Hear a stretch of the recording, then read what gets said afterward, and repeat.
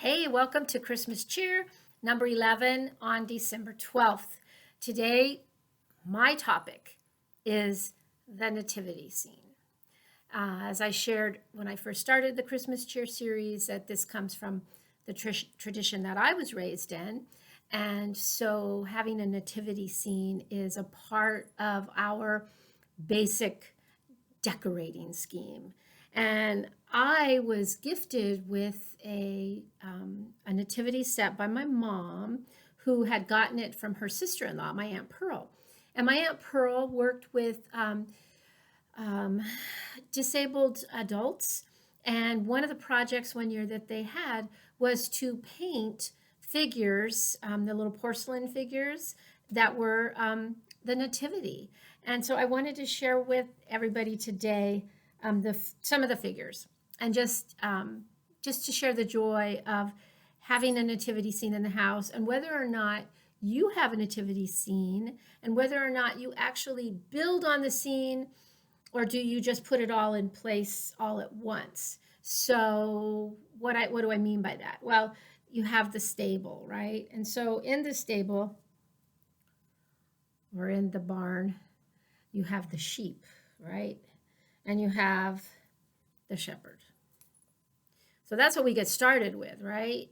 They're just minding their own business. They're not doing anything else. So yeah, I have more sheep, and I also have a cow, but I didn't bring the cow over. He's still over there at the barn, the nativity scene over there.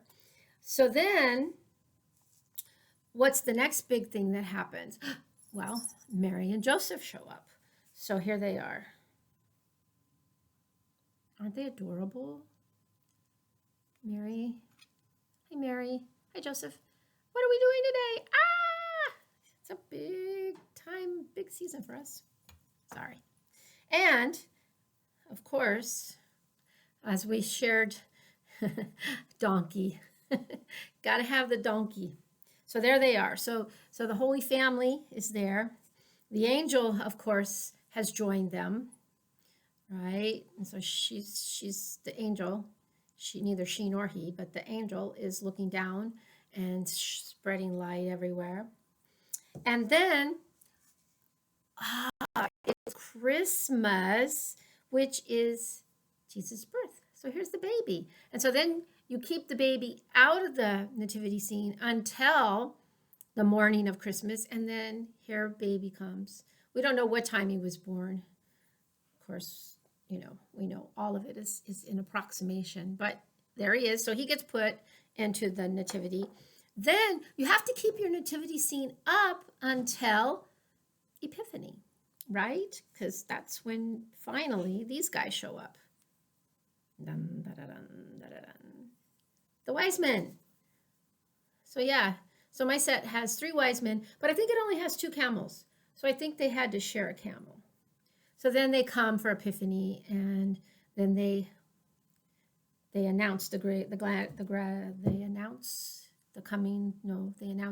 he came. And then do they go back and proclaim to all the lands that the Savior is born? So nativity scenes. Do you have a nativity scene?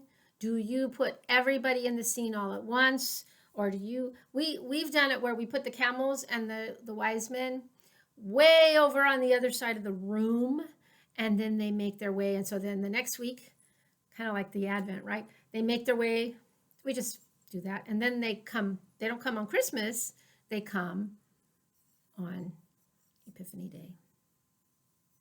All right, so that's our tradition with nativity.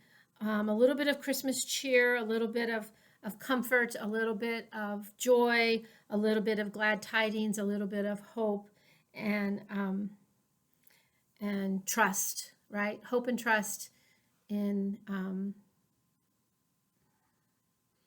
glad tidings, hope and trust in things that we can't see, things we can't understand, right? But we try to say yes and listen in.